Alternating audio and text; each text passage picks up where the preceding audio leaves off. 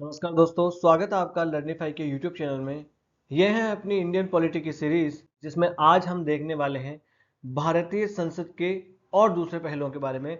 दरअसल संसद का ये हमारा लेक्चर है और संसद का ये दूसरा है पार्ट 2।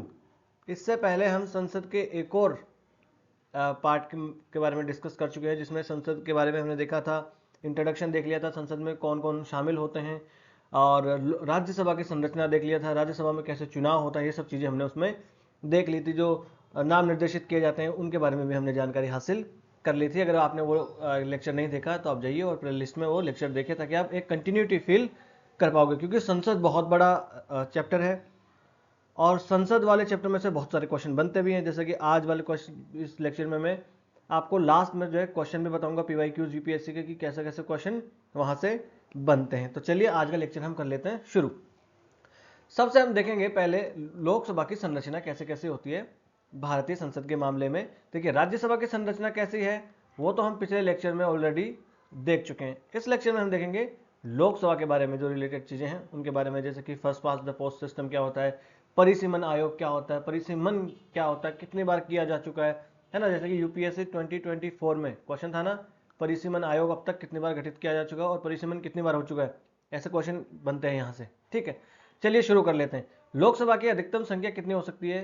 552 अधिकतम संख्या लोकसभा की हो सकती है। ठीक है, देखिए 530 तो यहाँ पर है राज्यों के, प्लस 20 जो है वो जो केंद्र शासित प्रदेश हैं उनके यहाँ पर प्रतिनिधि होते हैं। 2 एंग्लो इंडियंस को भी यहाँ पर चुना जाता है। एंग्लो इंडियंस कौन होते हैं? यानी ऐसे व्यक्ति जो किसी यूरोप में मूल के थे मगर भारत में वो निवास क्या करते थे, उनके दादा परदादा और वो भारत में थे, वो यूरोपीय मूल के व्यक्ति हुआ करते हैं या एंग्लो इंडियन। तो ऐसा 2 लोगों को मनोनीत किया जाता था। सर की बात पर ध्यान देना, किया जाता था, अब नहीं किया जाता है। क्यों नहीं किया जाता? 104वें संविधान संशोधन के माध्यम से ये एंग्लो इंडियन को जो नाम निर्देशित किया जाता था, इनकी अब जरूरत को हटा दिया गया कि इनकी आवश्यकता अब नहीं है, क्योंकि भारत में कोई एंग्लो इंडियन है ही नहीं जिनके प्रतिनिधित्व की आवश्यकता पड़े। ठीक है, तो यहां पर हम देखें कुल सदस्य संख्या इस वक्त कितनी है? 500 माफ कीजिएगा 543 जो है वो इस समय जो है वो सदस्य संख्या है लोकसभा की। उसमें से 530 माफ कीजिएगा 530 जो है वो तो राज्यों के प्रतिनिधि है और 20 जो है वो प्रतिनिधि किसके? केंद्र शासित प्रदेशों के माफ कीजिएगा। लोकसभा में राज्यों का प्रतिनिधित्व किस तरीके का होता है? तो राज्य के जो भी प्रतिनिधि होते हैं वो प्रादेशिक निर्वाचन के माध्यम से चुने जाते हैं। कैसे चुने जाते हैं? प्रादेशिक निर्वाचन, यहां पर होता है प्रादेशिक निर्वाचन। और किस तरीके से चुने जाएंगे? डायरेक्ट, सीधे, प्रत्यक्ष रूप से चुने जाते हैं। लोकसभा में चुनाव कैसा होता है? प्रत्यक्ष रूप से होता है कि नहीं होता है? जनता जाके सीधे किसी अपने एक कैंडिडेट को जिसको वो चुनना चाहती है उसको चुनकर आती है, तो प्रत्यक्ष निर्वाचन होता है।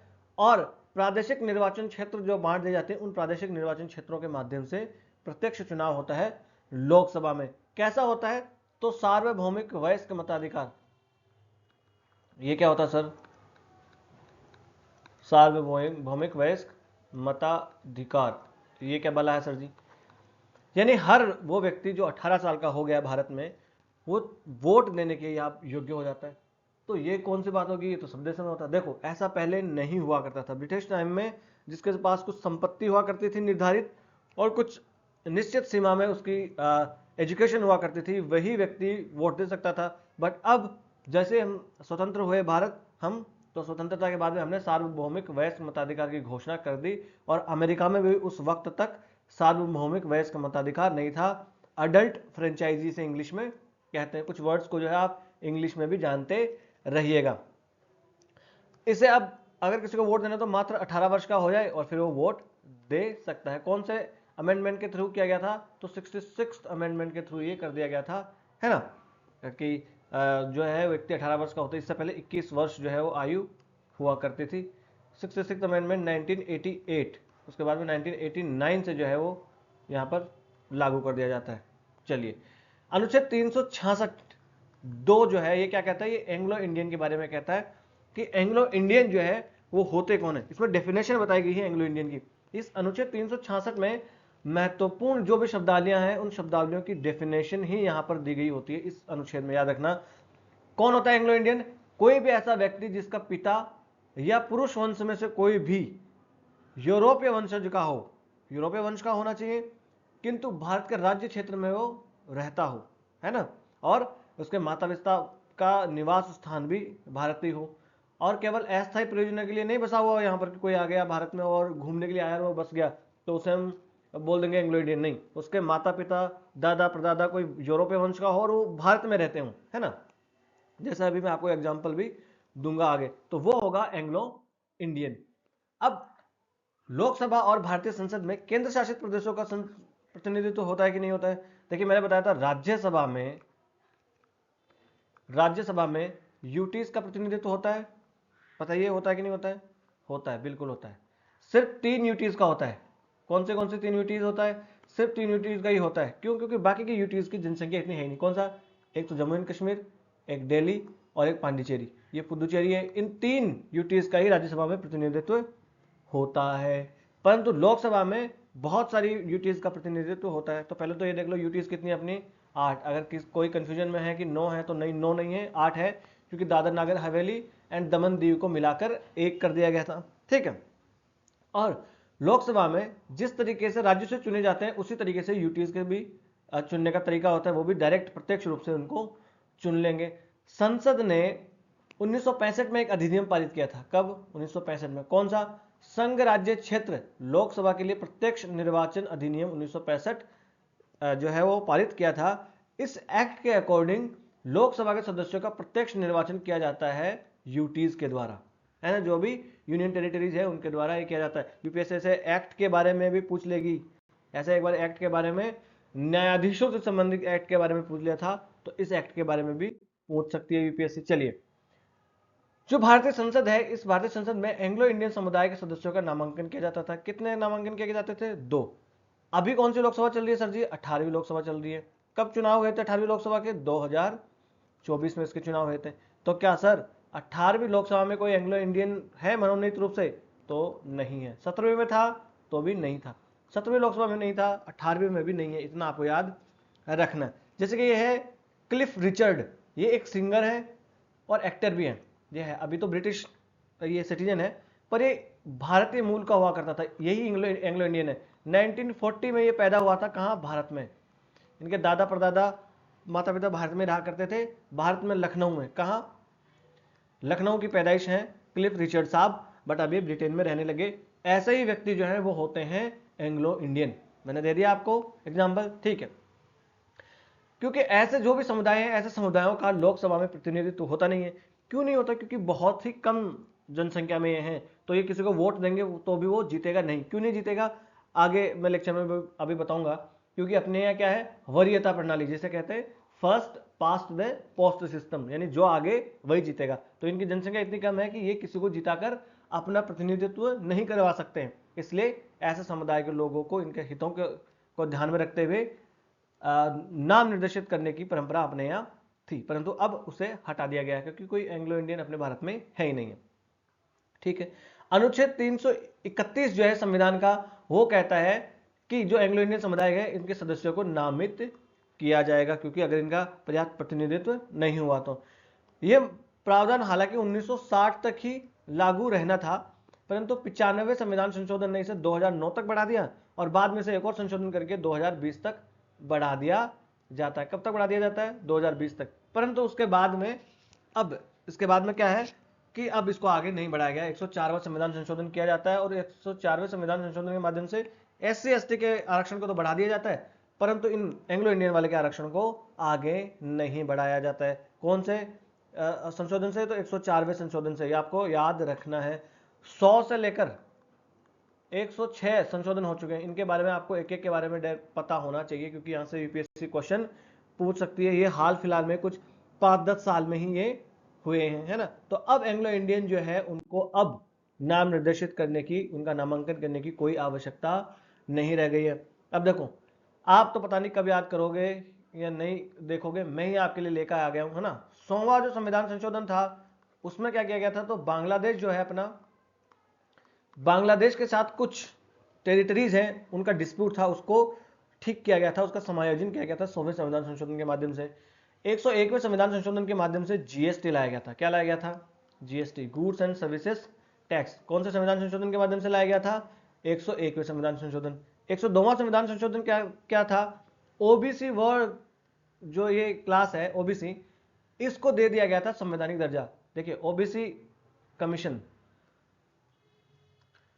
पिछड़ा आयोग जो है पहले क्या हुआ करता था, ये वैधानिक दर्जा ही था, इसको संवैधानिक दर्जा नहीं था। बाद में इसको संवैधानिक दर्जा भी दे दिया जाता है। तो जैसे एससी और एसटी आयोग है संवैधानिक दर्जा है, वैसे ओबीसी आयोग के पास में भी अब संवैधानिक दर्जा हो गया अनुच्छेद 338 बी के तहत, है ना।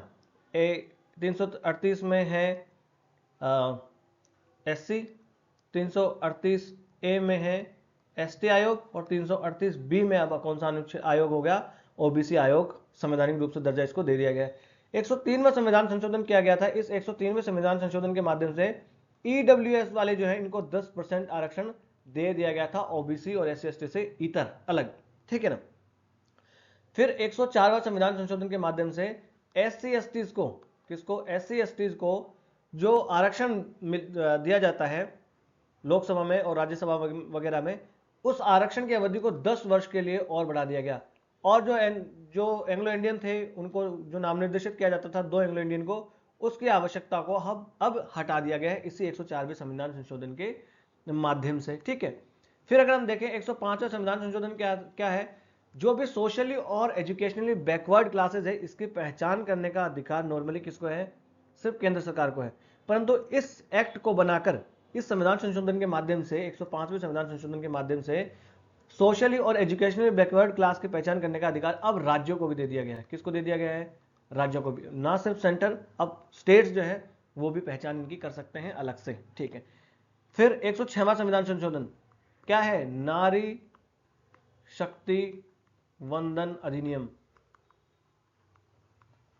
याद रख लेना, 2025 के मेंस के लिए पूछा जा सकता है ना। तो नारी शक्ति वंदन अधिनियम जो है ये लाया गया। इसमें क्या है? 1/3 सीटों पर आरक्षण दे दिया गया है लोकसभा में और जो भी विधानसभा उनमें। पर क्या इसे लागू कर दिया गया है? यूपीएससी में अभी क्वेश्चन बनना था ऐसा कि क्या इसे लागू कर दिया गया, तो अभी इसे लागू नहीं किया गया है। जब अब अगली जनगणना हो जाएगी उसके बाद में इसे लागू किया जाएगा। चलिए आगे आ जाते हैं। अब अगर हम देखें तो भारतीय संसद में लोकसभा का निर्वाचन तंत्र किस प्रकार का है, किस प्रकार से वो निर्वाचन तंत्र काम करता है, प्रादेशिक निर्वाचन क्षेत्र जो है वो कैसे काम करते हैं, इनके बारे में हम जानकारी हासिल करते हैं। तो लोकसभा के लिए हमारे यहाँ प्रत्यक्ष चुनाव होता है और इस प्रत्यक्ष चुनाव के लिए पूरे देश को प्रादेशिक निर्वाचन क्षेत्रों में डिवाइड कर दिया जाता है। प्रादेशिक निर्वाचन क्षेत्र का मतलब क्या हो गया कि एक जैसे लोकसभा कंस्टिट्यूएंसी होते हैं ना, वैसे जैसे नई दिल्ली यहाँ पर है, महरौली जैसे दिल्ली में है, महरौली है, तो इस तरीके से अलग अलग कॉन्स्टिट्यूएंसीज है, जैसे कालका जी है, ये तो उसकी हो गई आप कहो कि विधानसभा की। वैसे लोकसभा की भी होती है ना। तो लोकसभा की ऐसे कॉन्स्टिट्यूएंसीज होती है, उनको निर्धारित कर दिया जाता है। तो ये होता है प्रादेशिक निर्वाचक क्षेत्र।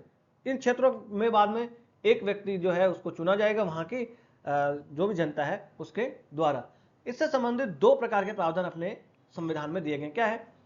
अपने संविधान में जो सीटें हैं वो इस प्रकार से आवंटित की जाएगी कि उस किस संख्या जो है, उस सीटों की संख्या वहां की जनसंख्या के बीच जो है अनुपात सभी राज्यों के लिए समान हो। यानी कि सीट कितनी होगी, साथ ही साथ कितने पॉपुलेशन पर एक सीट होगी, ये सभी राज्यों में समान होना चाहिए। सभी राज्यों में समान होना चाहिए। यूपी में समान हो, एमपी में समान होना चाहिए, राजस्थान में समान होना चाहिए। यानी मान लो अगर 10 लाख पर चुना गया है तो यूपी में भी 10 लाख पर एक पर चुना जाए, एमपी में भी 10 लाख पर एक, राजस्थान में भी 10 लाख पर एक चुना जाए, है ना। हालांकि ये वाले प्रावधान है ये 60 लाख से जिनकी जनसंख्या कम है ना, वो वाले राज्यों पर लागू नहीं होते। यानी जिन राज्यों की जनसंख्या 60 लाख से कम है उन राज्यों पर ये प्रावधान लागू नहीं होते। फिर क्या है? दूसरा प्रावधान क्या है कि प्रत्येक राज्य को प्रादेशिक निर्वाचन क्षेत्रों में विभाजित किया जाएगा और वह इस प्रकार से विभाजित किया जाएगा कि सीटों के संख्या के बीच अनुपात पूरे राज्य में समान होना चाहिए। देखिए एक तो क्या हो गया कि सभी राज्यों में अनुपात समान होना चाहिए, कि 10 लाख पे एक चुना गया तो सभी राज्यों में 10 लाख चुना जाएगा। एक क्या है, जैसे मान लीजिए कि राजस्थान है, इस राजस्थान में मान लीजिए कि अपने पास 25 कॉन्स्टिट्यूएंसीज है लोकसभा की, 25 ही है, याद रखना। यूपीएससी ऐसे क्वेश्चन भी बना देती है कि कौन सा राज्य की जो है वो कौन सी, और पीसीएस में तो ऐसे क्वेश्चन बनते ही हैं, यूपीपीसीएस में आपको दे देगा कि इस वाले राज्य की इतने, इस वाले राज्य की इतनी सीट्स है, 25 है। तो राजस्थान को 25 सीटों में विभाजित कर दिया जाएगा और इन 25 सीटों में जनसंख्या बराबर होनी चाहिए, यानी इस वाली सीट की जनसंख्या और इस वाली सीट की जनसंख्या बराबर होनी चाहिए। ऐसा नहीं कि फुलेरा वाली जो सीट है उसकी जनसंख्या किसी और वाली सीट से ज्यादा हो जाए, फुलेरा राजस्थान में भी है, तो उस वाली कॉन्स्टिट्यूएंसी से किसी की जनसंख्या ज्यादा हो जाए तो फिर तो ऐसा हो जाएगा ना, कुछ के वोट का मूल्य ज्यादा और कुछ के वोट का मूल्य कम हो जाएगा। यानी कुछ के मान लीजिए कि 10 लाख है तो 10 लाख लोग वोट मिलकर वोट दे रहे हैं और एक व्यक्ति चुन रहे हैं। कुछ ऐसा हो सकता है कि भाई किसी की जनसंख्या 8 लाख ही हो तो 8 लाख लोग चुन रहे, तो 8 लाख वाले लोगों के तो मत का मूल्य ज्यादा हो गया ना। हाँ ठीक है, तो ये दो प्रावधान है कि सभी राज्यों में समान होना चाहिए और सभी जो राज्य के अंदर जो कॉन्स्टिट्यूएंसी है उनके अंदर भी समान होना चाहिए। पर क्या ऐसा है? नहीं है, ऐसा नहीं है। ऐसा देखिए लागू होता है जनसंख्या और उनकी सीट के अनुपात क्या है, जनसंख्या और उनकी सीट का अनुपात। मान लीजिए कि किसी राज्य में ज्यादा जनसंख्या है और वहां पर सीट भी ज्यादा है तो फिर उसका अनुपात ज्यादा होगा, ऐसा क्वेश्चन यूपीएससी ने बना दिया था एक बार। अब ये वाली बात जो है संविधान ऐसा करके दो बातें सुनिश्चित करना चाहता है कि समानता होनी चाहिए, एक रूपता होनी चाहिए। एक तो विभिन्न राज्यों के बीच में, जैसे कि यूपी, राजस्थान, एमपी के बीच में, समझ गए साहब। एक ही राज्य के विभिन्न निर्वाचक क्षेत्रों के बीच में भी समानता होनी चाहिए, जैसे कि मैंने राजस्थान वाला एग्जांपल देके बताया आपको, इस वाले कॉन्स्टिट्यूएंसी और इस वाले कॉन्स्टिट्यूएंसी के लोगों के बीच में समानता होनी चाहिए, इन निर्वाचक क्षेत्रों के बीच में समानता होनी चाहिए। अब देखिए जब भी जनगणना होती है, जनगणना कब होती है? हर 10 वर्ष के बाद में जनगणना होती है। तो 2011 के बाद में 2021 में जनगणना हो जानी चाहिए, तो क्यों नहीं हुई साहब? कोविड की वजह से नहीं हुई, उसके बाद में सरकार सोई हुई है, सरकार करवाना ही नहीं चाह रही है, नहीं तो कोविड गए तो कितने साल हो गए। ठीक है, गलत बात है, ये सही करवाना चाहिए, किसी सरकार या पार्टी के विरोध में नहीं, बट जनसंख्या या जो जनगणना की जाती है उससे हमें बहुत सारे आंकड़े मिलते हैं, डेटा हमें मिलता है, इससे किस वर्ग की जनसंख्या कितनी है, तब उसके अकॉर्डिंग ही तो, डेटा के अकॉर्डिंग ही तो फिर जो स्कीम्स वगैरह सरकार चला पाएगी, कितनी लिटरेसी है, अब कितना जो है लोगों का लिविंग स्टैंडर्ड बढ़ा है, कौन कौन सी जो है उनके पास अब एसेट्स आ गई, ये इसी जनगणना से पता लगता है ना। तो 2021 में जनगणना हुई नहीं, तो प्रत्येक जनगणना के बाद में पुनर्समायोजन किया जाना चाहिए। पुनर्समायोजन का मतलब क्या हो गया कि मान लीजिए ये राजस्थान की ये कॉन्स्टिट्यूएंसी है, अब हो सकता है कि 10 वर्ष बाद में इस वाली कॉन्स्टिट्यूएंसी में जनसंख्या ज्यादा हो गई हो और ये कॉन्स्टिट्यूएंसी जो है वो यहां तक आ गई हो।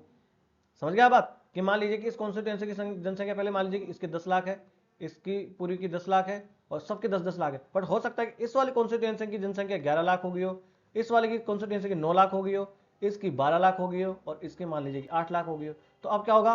पुनर्समायोजन किया जाएगा, फिर से इस वाले में से कुछ जनसंख्या इधर करेंगे और इधर इसमें कम है तो इसको थोड़ा सा बड़ा करेंगे, इसमें ज्यादा है तो इसको थोड़ा कम करेंगे, तो पुनर्समायोजन किया जाएगा। ऐसे ही हर जो भी जनगणना होती है उसके बाद में। पर क्या ऐसा होता है? अपने यहाँ ऐसा नहीं होता, हर जनसंख्या के बाद किया जाना चाहिए पर नहीं होता है ना। लोकसभा में कितनी सीटें हैं उसका आवंटन जो है इसको भी दोबारा से करना चाहिए हर जनसंख्या के बाद में, जनगणना के बाद में, पर ऐसा अपने इंडिया में नहीं हुआ। और जो प्रादेशिक निर्वाचक क्षेत्र है उनके विभाजन भी हर बार अलग अलग आपको करना चाहिए, ऐसा प्रावधान है संविधान में। पर क्या ऐसा होता है? नहीं होता है। देखिए अब तक भारत में सिर्फ ये समायोजन है या परिसीमन है, ये अब तक सिर्फ और सिर्फ 4 बार हुआ है। कब? देखिए 1952 में डिसेंटली सरकार कर रही थी, 1952 का चुनाव माफ कीजिएगा जनगणना हुई और 51 की जनगणना हुई, उसके बाद में परिसीमन करा दिया। 1962 में सरकार डिसेंटली करवा रही थी, 61 की जनगणना हुई और सरकार ने परिसीमन करवा दिया। 1971 में जनगणना हुई और परिसीमन करा दिया, उसके बाद में 1991 में नहीं करवाया, फिर 2001 में जनगणना हुई और 2002 में जो है फिर से परिसीमन करवा दिया गया। तो अब तक कितनी बार? अब तक 4 बार परिसीमन हो चुका है। यही क्वेश्चन सीधा यूपीएससी ने पूछ लिया था। तो जो ऐसे माइन्यूट चीजों पे ध्यान नहीं देगा वो बच्चा गलत करके आएगा क्वेश्चन। एक एक क्वेश्चन बहुत मायने रखता है, वही आपका सिलेक्शन भी करवा सकता है और वो सिलेक्शन आपका रुकवा भी सकता है। मास्टर ऑलरेडी भुगत के बैठा है तो आपको वो वाली गलती नहीं करनी है जो मास्टर कर चुका है। ठीक। ठीक है, तो अब तक कितनी बार? सिर्फ 4 बार हुआ है। चलिए, परिसीमन आयोग होता क्या है? तो परिसीमन आयोग की नियुक्ति की जाती है राष्ट्रपति के द्वारा। कौन करते हैं? राष्ट्रपति जो है परिसीमन आयोग की नियुक्ति करता है। और ये कार्य किसके सहयोग से करेगा? तो भारतीय निर्वाचन आयोग के सहयोग से ये कार्य करेगा। Election commission of India ECI के सहयोग से ये कार्य करता है। क्या संरचना होती है इसकी? तो सर्वोच्च न्यायालय के सेवानिवृत्त एक तो इसमें न्यायाधीश होंगे, साथ ही साथ मुख्य निर्वाचन आयुक्त होते हैं ना ECI के, वो इसमें होंगे। साथ ही साथ जो राज्य है उस राज्य के निर्वाचक आयुक्त भी इसमें होते हैं। कौन? इसका अध्यक्ष जो होता है वो होता है सर्वोच्च न्यायालय का कोई सेवानिवृत्त न्यायाधीश, और मुख्य निर्वाचन आयुक्त जो होते हैं वो इसके सदस्य होते हैं। फिर किसी राज्य में है तो उस राज्य के निर्वाचक आयुक्त भी इसमें होते हैं। क्या कार्य होता है परिसीमन आयोग का? तो जनसंख्या को लगभग बराबर बराबर करने के लिए निर्वाचक क्षेत्रों की संख्या और सीमाओं का निर्धारण करता है, यानी परिसीमन करता है, समायोजित करता है कि कौन सी कॉन्स्टिट्यूएंसी है इसकी जनसंख्या कम हो गई है, ज़्यादा हो गई है, कौन सी कॉन्स्टिट्यूएंसी जो है अब एक राज्य में जो है अब सीटें क्या बढ़ानी चाहिए, जनसंख्या बढ़ गई तो क्या घटानी चाहिए, किसी की जनसंख्या कम हो गई तो। ये सारा काम कौन करता है? परिसीमन आयोग ही करता है। कौन सी वाली सीट है वहाँ पर SC ST की जनसंख्या ज़्यादा है तो वहाँ उस वाली सीट पे जो है SC ST को यहाँ पर आरक्षण दिया जाना चाहिए। ये कौन डिसाइड करता है? परिसीमन आयोग ही डिसाइड करता है। अब मान लीजिए यह आयोग, देखें यह आयोग इतना शक्तिशाली है कि इस आयोग ने एक बार कोई बात कह दी तो वो मान लीजिए कि लोहे की लकीर है, जो इसने कह दी वही मान्य होगी, इसकी कोई भी आप कह सकते हो कि समीक्षा नहीं की जा सकती। परिसीमन आयोग ने जो बात कह दी उसकी समीक्षा नहीं की जा सकती है ना। और अगर सदस्यों के बीच में मतभेद हो जाए तो बहुमत की बात मानी जाएगी। 3 लोग हैं तो जो 2 लोग कह दें वो, ऐसे बहुमत जो है उनकी बात इसमें मानी जाती है। और ये बहुत उच्च शक्ति प्राप्त निकाय है, इसके आदेशों को कानून का संरक्षण प्राप्त होता है और किसी भी न्यायालय के समक्ष इनके ऊपर प्रश्न नहीं उठाया जा सकता है। इसने जो कह दिया वो फाइनल है ना। चलिए, 42वें संविधान संशोधन ने क्या किया? 1976 ने क्या किया? लोकसभा में जो सीटों का आवंटन है वो 1971 के आधार पर रोक दिया कि 2000 तक स्थगित कर दिया कि अब जो है वो 1971 की जनसंख्या के अनुसार ही लोकसभा में सीटों का आवंटन होगा। और याद रखना, अभी भी लोकसभा में सीटों का आवंटन 1971 की जनसंख्या के आधार पर ही है। याद रखना, लोकसभा में सीटों का आरक्षण, ये जो इतनी सारी बातें लिखी है ना, ये सारी इतनी सारी बातें, इन बातों का लिखने का इतना ही मतलब है, सीधा सीधा समझो, मास्टर जो समझा रहा है इसका मतलब यह है कि लोकसभा में तो सीटों का जो आवंटन है वो 1971 की जनगणना के आधार पर है, और जो निर्वाचक क्षेत्र हैं उन निर्वाचक क्षेत्रों का जो समायोजन है वो कौन सी जनसंख्या के आधार पर? 2001 की जनसंख्या के जनगणना के आधार पर है। इतना ही मतलब इसका निकलता है, इससे ज्यादा मतलब नहीं निकलता है। लोकसभा में सीटें यानी राजस्थान में 25 सीटें हैं, यूपी में 80 सीटें, ये 1971 की जनगणना के आधार पर डिसाइड किया गया है। अब उस राजस्थान के अंदर कितने निर्वाचक क्षेत्र होंगे? उन निर्वाचक क्षेत्रों का समायोजन जो है वो 25 निर्वाचक क्षेत्रों का समायोजन कि किसी में बढ़ाकर किसी में घटाकर, ये वाला जो है 2001 की जनगणना के आधार पर किया गया है। ये आपको इसमें याद रखना, बस इतना ही इसमें याद रखना है। इतनी सारी जो चीजें लिखी हुई है, यही मतलब होता है मास्टर का कि वो इतनी सारी चीजों में से आपको सिर्फ काम की चीज बता देगा कि आपको ये वाली चीज याद कर लेनी है। अब देखो, लोकसभा में अनुसूचित जाति और जनजाति के लिए सीटों का भी आरक्षण किया गया है। संविधान ने हालांकि सांप्रदायिक प्रतिनिधित्व की प्रणाली को त्याग दिया है। सांप्रदायिक प्रतिनिधित्व देखिए 1909 में शुरू हुई थी, पार्लियामेंट सुधार। अगर आपने ये एक्ट नहीं पढ़े तो आप जाके एक पूरा एक्ट वाला एक पूरा मैंने प्लेलिस्ट में ही डाल रखा है, सारे एक्ट उसमें बहुत डिटेल में जाके समझा रखे हैं, वहां से क्वेश्चन बनते ही हैं, है ना। तो सांप्रदायिक प्रतिनिधित्व की प्रणाली को हमने नकार दिया था स्वतंत्रता के बाद में कि नहीं, अब धर्म के आधार पर हम यहां पर आपको कोई प्रतिनिधित्व नहीं देंगे या आपको आरक्षण नहीं देंगे। बट अनुसूचित जाति और जनजाति यानी SC और ST को आरक्षण तो फिर भी जारी रहता है, परंतु जब शुरुआत में शुरू किया जाता है इसको तो ये मात्र 1960 तक ही इसे लागू होना होता है। भाई संविधान कब लागू होता है? 1950 में, 26 जनवरी 1950 में। तो ये था कि 10 वर्ष तक ही ये लागू ये होगा 1960 तक, परंतु आने वाली जो सरकारें हैं उन आने वाली सरकारों ने इसे आगे तक बढ़ाए रखा और अब 104वें संविधान संशोधन के माध्यम से इसे और आगे तक भी बढ़ा दिया गया। चलिए, 10 साल के लिए और बढ़ा दिया तो 2030 तक अब ये चलेगा।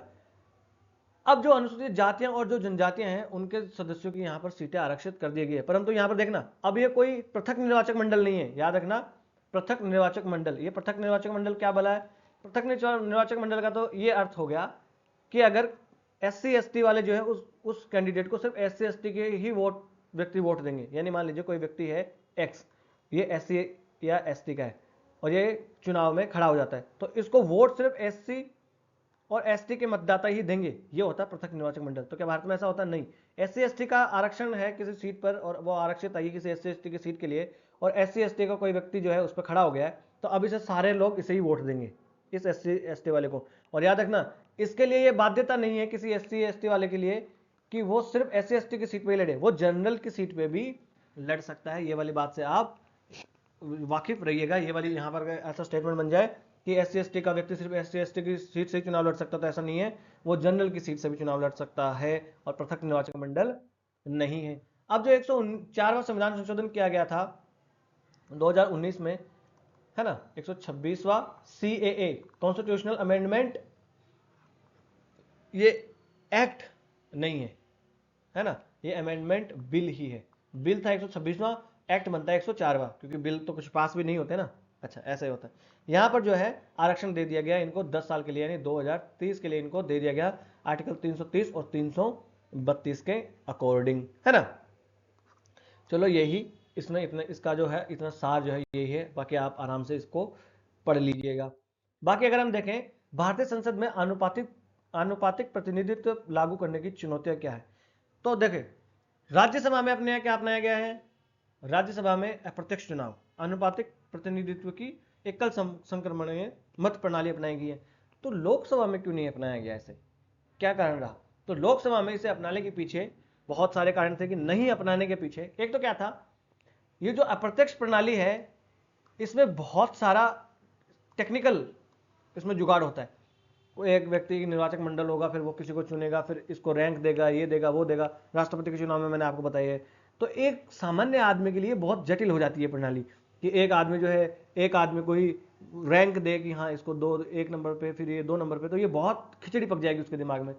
तो इसलिए इसको नहीं लागू किया गया। बाकी जो वरीयता प्रणाली है, first pass the post system, वो बहुत ईजी है कि एक व्यक्ति को बस वोट देके आ गया बस। इसलिए इसको, ये जटिल है, इसलिए इसको अनुपातिक प्रतिनिधित्व प्रणाली को नहीं अपनाया है। ये महंगी भी बहुत हो जाती है। अब देखो राष्ट्रपति, राज्यसभा, इन उपराष्ट्रपति, इनके चुनाव में से लागू किया जाता है तो बहुत कम लोग वोट करते हैं, और ये वैसे इसमें तामझाम बहुत होता है, तो ये बहुत महंगी पड़ जाएगी। और देश की जनसंख्या कितनी है? अब देखो 140 करोड़, 140 करोड़ लोगों के लिए इतनी सारी चीजें अरेंज करना बहुत महंगा पड़ जाएगा, इसलिए इसे नहीं अपनाया गया। देखो फिर क्या है, ये संसदीय सरकार के लिए अनुपयुक्त हो जाती है। क्यों? इसमें राजनीतिक दल जो है उनकी संख्या बढ़ने की पूरी प्रवृत्ति होती है, क्योंकि जो अनुपातिक प्रतिनिधित्व वाली प्रणाली है इसमें हर व्यक्ति को जो वोट मिले उस अनुपात के अकॉर्डिंग उनको जो है सीटें मिल जाती है।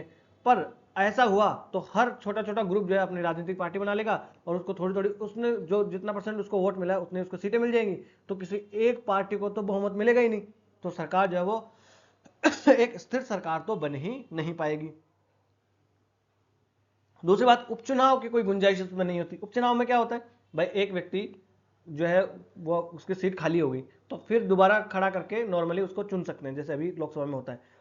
पर अप्रत्यक्ष चुनाव प्रणाली में ऐसा नहीं होता, क्योंकि अप्रत्यक्ष चुनाव प्रणाली में कौन व्यक्ति कहां से जीत रहा है ऐसा थोड़ी पता हो। जैसे राज्यसभा है, राज्यसभा में राजस्थान से 10 व्यक्ति आ रहे हैं, तो उन 10 व्यक्तियों में से वो पूरे राजस्थान का ही प्रतिनिधित्व कर रहे हैं। कौन सा व्यक्ति फुलवारा का प्रतिनिधित्व कर रहा है, कौन सा अजमेर का कर रहा है, कौन सा जयपुर का कर रहा है, ऐसा डिसाइड वहां पर नहीं होता है। तो उस वाले क्षेत्र का जहां से सीट खाली हुई है उसका उपचुनाव कैसे होगा, कौन लोग अब जो है उसे चुनेंगे, तो ऐसा जो है उपचुनाव की कोई गुंजाइश वहां पर नहीं होती है, क्योंकि अनुपातिक प्रतिनिधित्व प्रणाली में लोग जो है सामान्यतः पार्टी को वोट देते हैं, ना किसी कैंडिडेट को। फिर इसमें मतदाता और प्रतिनिधियों के बीच में घनिष्ठ संपर्क नहीं हो पाता। क्यों? जैसे अभी है वरीयता प्रणाली अपनी होती है, first pass the post system, जैसा अभी अपने लोकसभा में, तो क्या है, अपने पता होता है कि इससे फलाना व्यक्ति खड़ा हुआ है। जैसे अभी यहाँ पर पटपड़गंज से अवध ओझा साहब खड़े हैं, नई दिल्ली से केजरीवाल साहब खड़े हैं, आतिशी जी यहाँ से खड़ी हैं, तो पता लगता है कि ये वाले यहाँ से खड़ा है और मैं वोट दूंगा तो मैं इसको चुन रहा हूं, और मुझे कुछ समस्या हुई तो मुझे इसके पास जाना है। बट इस आनुपातिक प्रतिनिधित्व में ऐसा नहीं होता। इसमें आप किसी एक व्यक्ति को नहीं, आप किसी पार्टी को चुनते हो। आपने चुन लिया पार्टी को, आपने मान लीजिए बीजेपी को वोट दे दिया, आपने आम आदमी पार्टी को वोट दे दिया, अब आपका प्रतिनिधि उनमें से कौन है आपको नहीं पता है, तो आपके बीच में वो घनिष्ठ जो संपर्क आपका नहीं हो पाएगा। फिर ये अल्पसंख्यक सोच और समूह हित को बढ़ावा देता है। कौन? अनुपातिक प्रतिनिधित्व प्रणाली, क्योंकि उसमें जितने अनुपात में वोट मिलेगा उतने अनुपात में उसको सीटें भी मिल जाएगी। तो इसलिए छोटे छोटे अल्पसंख्यक जो ग्रुप है वो भी अपनी पार्टी बना लेंगे। और ये एक अच्छी चीज भी है और एक खराब भी चीज है। अच्छी चीज है कि भाई जो अल्पसंख्यक है उसको भी कम से कम अपना प्रतिनिधित्व मिल रहा है जितने वो हैं, बट इसके मतलब ये है कि सब छोटे छोटे अपने ही जो है वो पार्टी बनाते रहेंगे तो किसी एक पार्टी को बहुमत ही नहीं मिलेगा। समझ रहे हैं आप बात? और इस वाली प्रणाली में पार्टी प्रणाली का महत्व बढ़ जाता है और मतदाताओं का महत्व घट जाता है। जैसे यहां पर अब आप किसी एक कैंडिडेट को वोट नहीं करोगे, आप पार्टी को वोट करोगे। जैसे राज्यसभा का चुनाव होता है ना, तो वहां पर राज्यसभा के चुनाव में पार्टी को देख के वोट किया जाता है। किसको? पार्टी को देख के वोट किया जाता है। तो आपका प्रतिनिधि कौन है आपको नहीं पता होता है, तो यहां पर पार्टी का महत्व ज्यादा बढ़ जाता है। अब भारत में जो first past the post system, past first past the post system ये अपनाया गया, FPTP ये अपनाया गया। इसमें क्या होता है? जो जीता वही सिकंदर, यानी जो आगे निकल गया वही जीत गया। मान लीजिए एक व्यक्ति को वोट मिले हैं 10% और दूसरे व्यक्ति को 11% मिले हैं तो वो जीत जाएगा, है ना? ऐसा होता है first past the post system. अनुपातिक प्रतिनिधित्व में ऐसा नहीं होगा, उसको एक निश्चित प्रतिशत प्राप्त करना ही होगा तभी वो जीतेगा। ये जो है, और ऐसे प्रणाली के क्या लाभ है first past the post system प्रणाली के? ये बहुत इजी है। इसमें क्या होगा? एक व्यक्ति को आपको वोट देके आना है, बस वो आकर प्रतिनिधित्व है, तो जो उसकी कमियां थी वो सारे इसके लाभ है।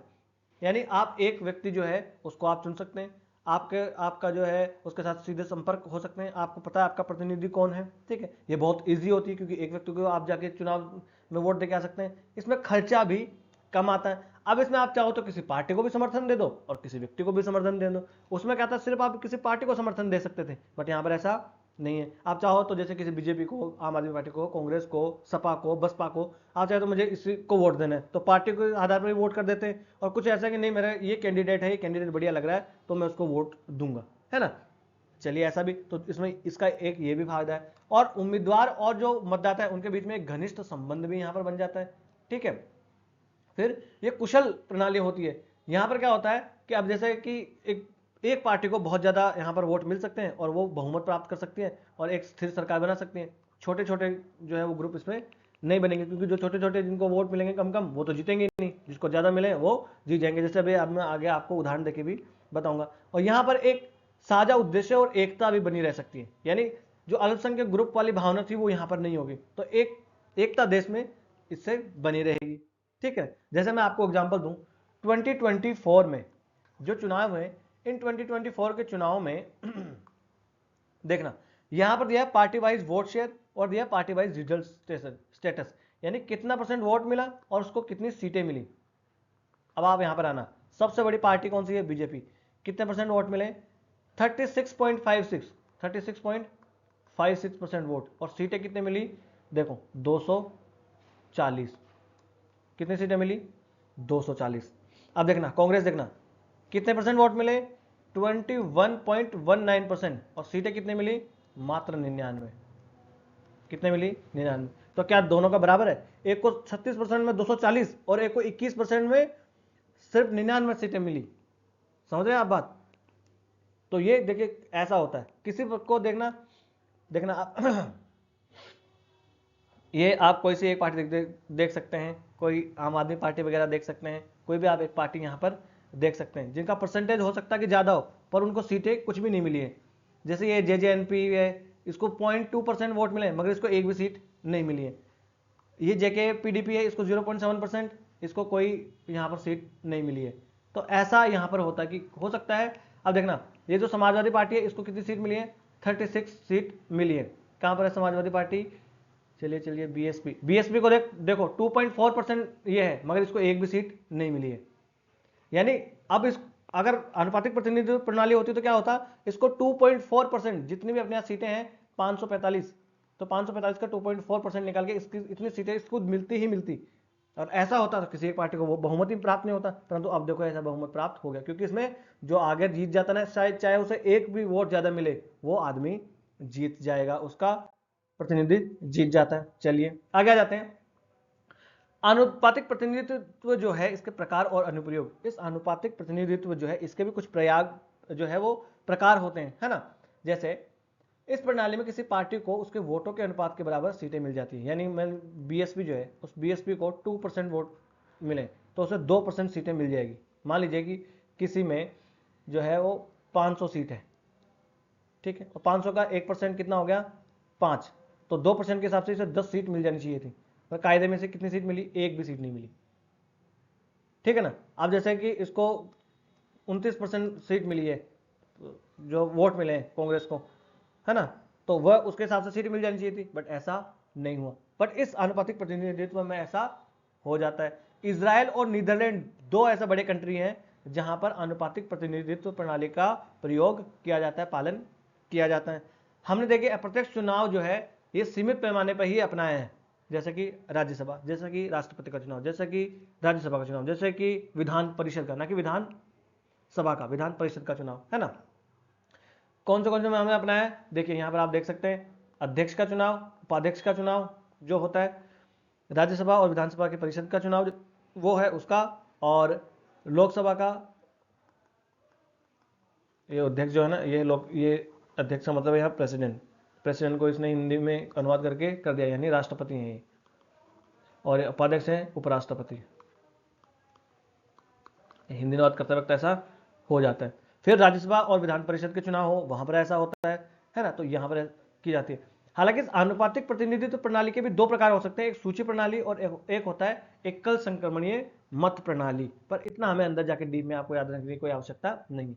अब ये जो आनुपातिक प्रतिनिधित्व प्रणाली है, इसका अगर विश्लेषण करें तो इसमें एक तो आ जाता है स्थिरता से रिलेटेड बात है, तो आनुपातिक प्रतिनिधित्व के अकॉर्डिंग अगर चुनाव हुए तो यहां पर स्थिरता नहीं मिलती है, क्योंकि किसी भी एक सरकार को यहां पर बहुमत नहीं मिलेगा। क्यों नहीं मिलेगा, क्योंकि जो छोटे छोटे ग्रुप हैं उनको भी उनके अनुपात में जो सीटें मिली हैं, जो वोट मिले उसके अनुपात में उनको सीटें मिल जाएंगी। तो अब जैसे कि अगर बीएसपी को 2% सीटें मिल जाती, 10 सीटें, तो ऐसे और बाकी पार्टीज को भी मिलती, तो उससे क्या होता, कुछ 2 सीट एक के पास, 5 सीट एक के पास, ऐसा करके कुछ एक पार्टी को बहुमत नहीं मिलता, तो फिर गठबंधन की सरकार ही बनानी पड़ती और वो एक अस्थिर सरकार होती। ठीक है, फिर क्या है, प्रतिनिधित्व। अगर देखें प्रतिनिधित्व, हालांकि प्रतिनिधित्व तो इसमें मिलता है, ये इसकी अच्छाई है एक कि प्रतिनिधित्व जो है छोटे से छोटे ग्रुप को भी, जो अल्पसंख्यक हैं उसको भी जो है प्रतिनिधित्व यहां पर मिल जाता है। तो ऐसे मामलों में पार्टीज जो है वो किसी एक ग्रुप की अनदेखी नहीं कर सकती। जैसे कि भारत में अगर देखें तो कुछ ग्रुप्स की अनदेखी कर दी जाती है ना। जैसे कि अगर माइनॉरिटीज की देखें तो कुछ पार्टीज हैं, जैसे कि हम यहाँ पर खुल के डिस्कस करेंगे, वैसा कुछ नहीं, जैसे कि बीजेपी है, शिवसेना है, इनका वोट बैंक ही नहीं है मुस्लिम्स, है ना, तो ये इनको अनदेखा करना अफोर्ड कर सकती है क्योंकि आनुपातिक प्रतिनिधित्व प्रणाली नहीं है। बट अगर ऐसा होता, तो अगर आनुपातिक प्रतिनिधित्व प्रणाली होती तो इनको अनदेखा करना मुश्किल होता, क्योंकि 17%, लगभग लगभग 14% जो है वो मुस्लिम्स है इंडिया में। तो 14% मुस्लिम कौन, आप समझ गए, 545 का 10%, 54, और आप ऐसा कह सकते हैं लगभग लगभग 60 सीट्स जो है वो राज्यसभा में, लोकसभा में मुस्लिम्स की होती, तो ऐसे में उनका अनदेखा करना मुश्किल हो जाता और उनका प्रतिनिधित्व पूरा होता। तो ऐसे प्रतिनिधित्व तो ये पूरा करवाती है अप्रत्यक्ष प्रणाली जो है। साथ ही साथ मतदाता उम्मीदवार संबंध जो है थोड़े से ठीक नहीं होते, क्योंकि मतदाता जो है वो आत्मीयता नहीं रह जाती मतदाता और जो उम्मीदवार उनके बीच में, क्योंकि उम्मीदवार और मतदाता को पता ही नहीं होता कि वो कौन सा उम्मीदवार इसमें से चुना जाएगा, क्योंकि वो तो किसी पार्टी को वोट देता है। अब भारत के संदर्भ में जो प्रथम वरीयता प्रणाली यानी first pass the FPTP, first pass the post system जो लागू किया गया है, उसमें यह है कि जो उम्मीदवार को बहुमत प्राप्त करना है, मतलब किसी उम्मीदवार को बहुमत प्राप्त करने की जरूरत नहीं है, यानी 51% जो है, 50 + 1% ये प्राप्त करने की जरूरत नहीं है, जो आगे है वही जीत जाएगा। मान लीजिए कि 4 व्यक्ति लड़ रहे हैं, एक को 10% मिले, एक को 11% मिले, एक को 9% मिले और एक को 4% मिले, तो 10% वाला जीत जाएगा। इसमें 50 + 1% की कोई जरूरी नहीं है, जो दौड़ में सबसे आगे रहा वही जीत जाएगा। अपने तो होता है किसी किसी वोट सीट पर तो 10-10 लोग चुनाव लड़ते हैं। इस प्रणाली को बहुलता प्रणाली भी कहा जाता है और हमारे संविधान में इसी प्रणाली को अपनाया गया है ना। यहाँ पर बहुत सारे वोट तो बेकार भी चले जाते हैं, जैसे कि बीएसपी को 2% वोट मिले ना, वो बेकार ही चले गए, उनको एक भी सीट नहीं मिली, है ना, क्योंकि उन उम्मीदवारों या पार्टियों को उन वोटों से कोई भी सीट नहीं मिलती है। जैसे बीएसपी को एग्जाम्पल हमने देखा, 2% उसको वोट मिले पर उसे कोई भी सीट नहीं मिली है ना। यही पूरा यहाँ पर आपको पूरा एग्जाम्पल देके मैंने आपको समझाया ताकि आप आराम से यहाँ पर बैठ के समझ सकें। फिर एफपीटीपी के गुण हम देख सकते हैं फर्स्ट पास द पोस्ट प्रणाली के, और इसके first pass the post system के दोष हम देख सकते हैं।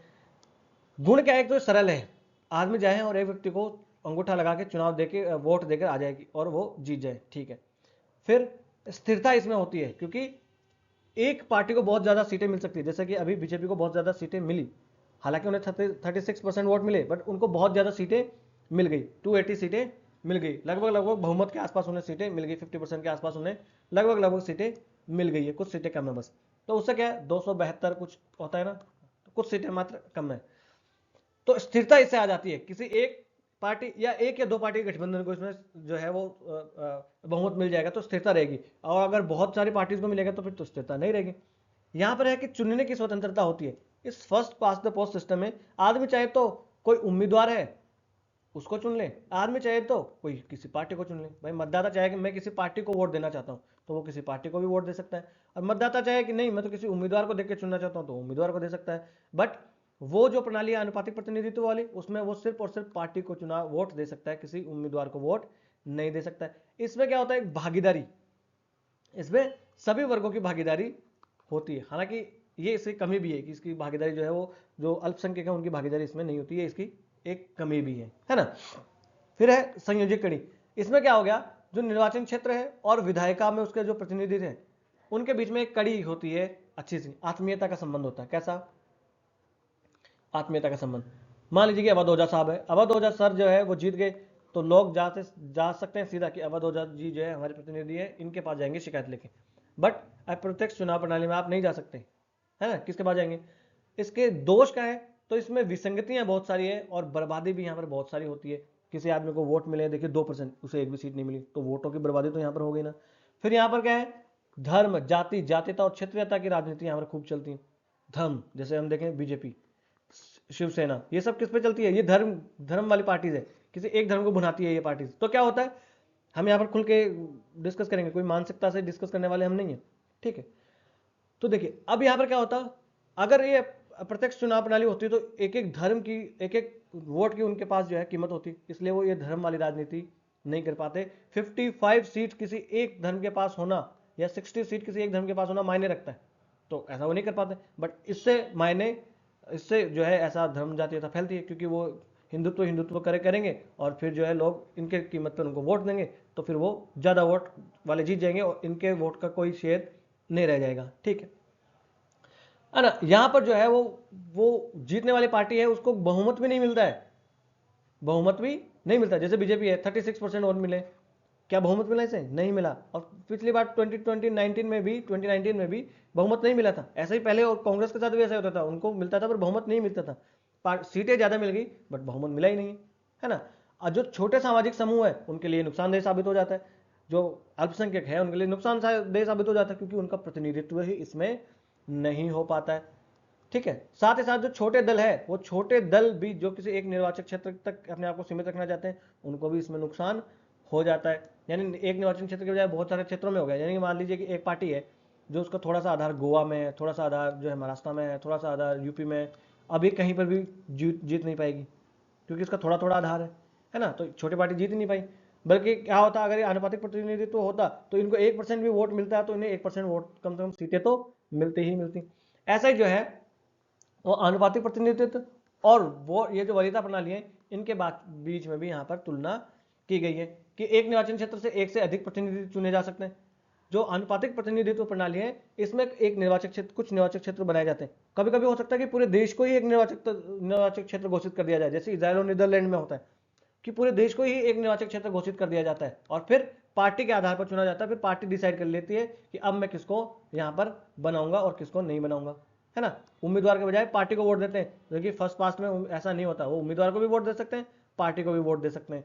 यहाँ पर जितने परसेंट भी वोट मिलते हैं उस वोट के अकॉर्डिंग, शेयर के अकॉर्डिंग उसे सीटें मिल जाती है। बट इसमें first past the post system में ऐसा नहीं होता, ठीक है ना। इसमें 51% वोट मिलने ही चाहिए, बहुमत मिलना ही चाहिए। But FPTP first past the post system में ऐसा जरूरी नहीं है कि उसे पूरा बहुमत मिले ही मिले। उदाहरण अगर देखें तो अप्रत्यक्ष जो है वो इजराइल और नीदरलैंड में है, और प्रत्यक्ष कहाँ है, यूके और भारत में प्रत्यक्ष निर्वाचन प्रणाली अपनाई गई है। अब आ जाते हैं हम कुछ क्वेश्चंस के ऊपर, यहां से ऐसे ऐसे क्वेश्चन बनते हैं। देखिए यूपीएससी 2012 का क्वेश्चन क्या है, with reference to the delimitation commission consider the following statement. क्या है? The order of the delimitation commission can not be challenge in court of law, यानी जो भी परिसीमन आयोग है उस परिसीमन आयोग के जो भी आदेश हैं उनको किसी न्यायालय में चुनौती नहीं दी जा सकती। दूसरा, when the orders of the delimitation commission are laid before the Lok Sabha or state legislative assembly they cannot effect any modification in the order। तो क्या उनमें मॉडिफिकेशन किया जा सकता है? नहीं किया जा सकता है। इसके दोनों सही है, ना तो कोर्ट में चुनौती दी जा सकती है ना ही उसमें कोई मॉडिफिकेशन किया जा सकता है। तो इसका आंसर होगा both A and B, C answer इसका हो जाएगा। 1 और 2 इसका आंसर है। ऐसे ही क्वेश्चन बनते हैं, तो जो मास्टर पढ़ा रहा है उसको हल्के में नहीं लेना है। एक एक चीज यहाँ पर इंपॉर्टेंट है जिसे मैं जोर देकर बता रहा हूँ। ऐसे ही क्वेश्चन यूपीएससी पूछती है और फिर गलत करके आते हैं बच्चे, बहुत टफ पूछा था सर। देखो, how many delimitation commission have been constituted by the government of India till December 2023। देखना, टिल दिसंबर 2023 इसने दिया है। कितने? अभी मैंने बताया था 4। मैंने बताया था 1951 के बाद में 52 में, 1961 के बाद में 62 में, और 71 के बाद में 72 में, और बाद में सीधा कब? 2002 में। सिर्फ इतनी ही किया गया, इसके ज़्यादा नहीं किया गया। तो 4 ऐसे क्वेश्चन यहाँ से बनते हैं। तो बस आज का लेक्चर जो है कर लेते हैं यहीं समाप्त। इस लेक्चर की अगर आपको पीडीएफ चाहिए तो आप जाइए लर्निफाई अनलॉकिंग नॉलेज के नाम से टेलीग्राम पे अपना चैनल है, यहाँ से आप स्कैन कर सकते हैं और डिस्क्रिप्शन बॉक्स में लिंक भी दिया हुआ है। वीडियो अगर आपको अच्छा लगा तो लाइक कर दीजिए और चैनल को सब्सक्राइब कर लीजिए। और भी आपको कोई सलाह लेनी हो कोई सलाह देनी हो तो आप हमें कमेंट बॉक्स में लिख सकते हैं। और पॉलिटी की माफ़ कीजिएगा, ज्योग्राफी की एनसीईआरटी सीरीज जो है वो अनिल सर शुरू उन्होंने कर दिया है। प्रीलिम्स आने वाला है, इसलिए एक एक चीज़ इंपॉर्टेंट है। आप जुड़े रहिए लर्निफाई के साथ, आपकी प्रीलिम्स निकालने की गारंटी हम देते हैं आपको, ठीक है।